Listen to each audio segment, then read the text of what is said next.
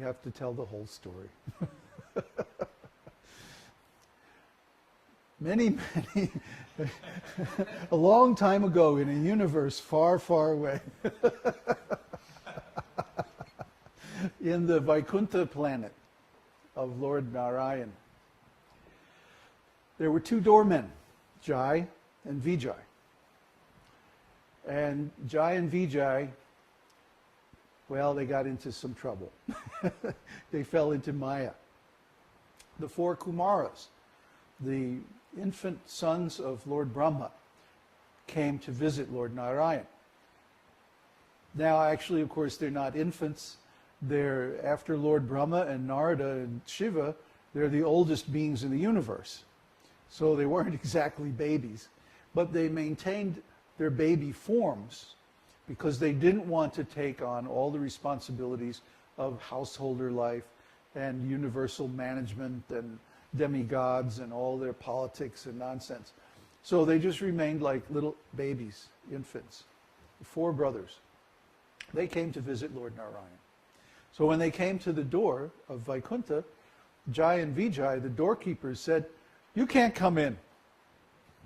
You're just babies. Huh? You wouldn't understand what's going on here, you know. Go back to the material world." And also, actually, they were impersonalists at that time. They had not yet realized devotional service to the Supreme Personality of Godhead.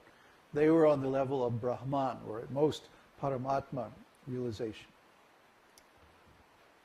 But you notice, if you read the story in Srimad Bhagavatam, the doorkeepers didn't consult Lord Narayan.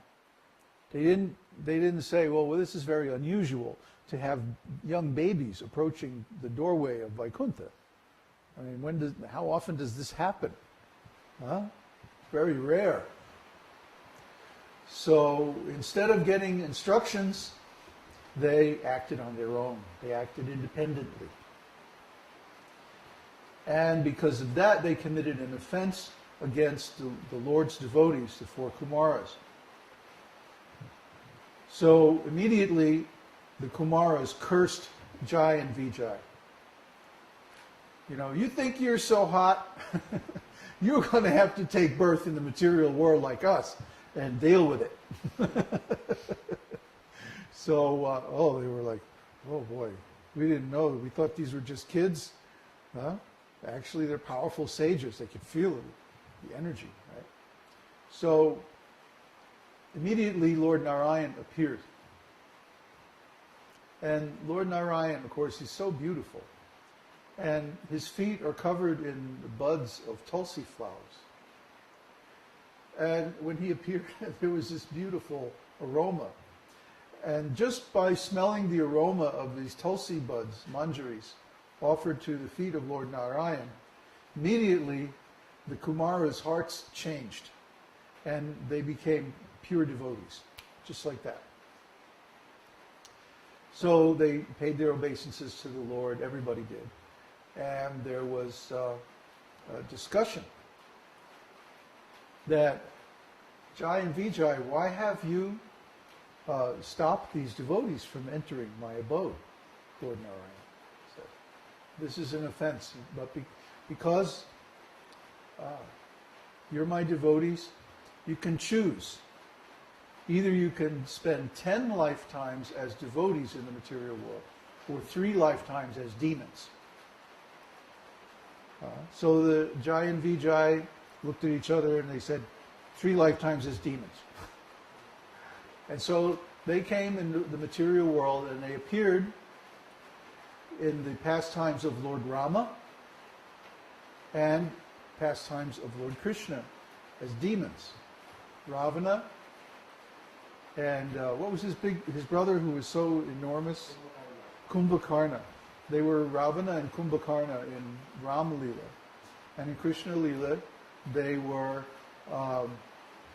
Kamsa, and who was the other one who attacked Mathura 17 times? Dharasana. Yeah. And both were ultimately killed. And then they went back to the spiritual world. Huh? And later on, they made a special guest appearance in the pastimes of Lord Chaitanya. As who? Who are the two most famous? Jagai and Madhai, of course. But they also made one more appearance in the very beginning of the universe. Their first appearance in the material world was as Hiranyaksha and Hiranyakashipu. They were brothers. Every time they appeared as brothers. So Hiranyaksha was killed by Lord Bor in the very, very early days of the universe. And that story is, of course, narrated in Srimad Bhagavatam. And then Hiranyakashipu became very inimical to Lord Vishnu because his brother Hiranyaksha was killed by Lord Bor. So the 7th canto of Srimad Bhagavatam describes this story very nicely, that Hiranyakashipu eulogized his brother, how he had so many good qualities, and he was such an important member of our family, our demoniac family, and how are we going to take over the universe and oppress all of the pious living entities without his help? This is very bad. So Lord Vishnu is supposed to be neutral, but in this case he took the side of the demigods against us. So we're going to get back at him. So Hiranyakashipu went to a very lonely place and he began executing very severe austerities. And his austerity was that he stood on the tips of his toes with his arms outstretched to the sky for, 10,000 years or 100,000 years or some incredible length of time. So as you know, if you try this even for a few minutes, it's very difficult. But he did it for such a long time. And he also knew this art by which the material body could be kept alive indefinitely.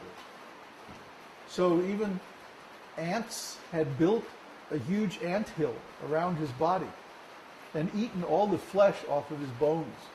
But he still maintained this position. It's amazing. And because of his severe austerity, the whole universe was becoming unbalanced.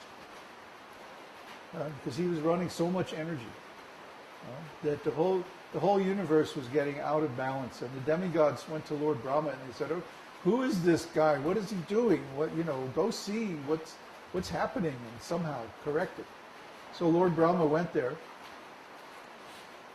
and he saw Hiranyakashipu and said, he first of all healed his body back to its original condition. And he said, "Well, what are you doing? Why are you doing such severe austerities? Why can't you just follow the ordinary practices of the scriptures?" And he says, "I want to become immortal." And Lord Brahma says, "Well, I can't give you that benediction. I am myself mortal. I only live for the duration of the universe, and after that, my life is finished. So once the universe is done, then I have to leave my body too. How can I give you immortality if I don't myself possess it?" Now, this is very instructive. I'm going to put the story on hold and explain this. Just like there are so many gurus, and most of them are what we call show bottle gurus. The term show bottle comes from the pharmaceutical industry. That in the old days, if you go to a drugstore, remember drugstores? Before they had like malls and stuff like that, they had these little stores and they would sell different kinds of medicine.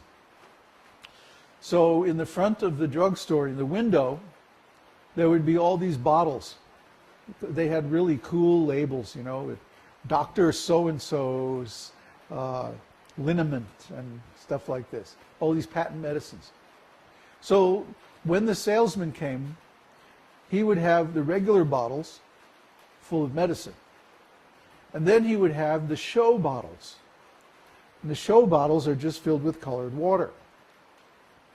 They go in the window because the real medicine would be degraded by sunlight and stuff like that.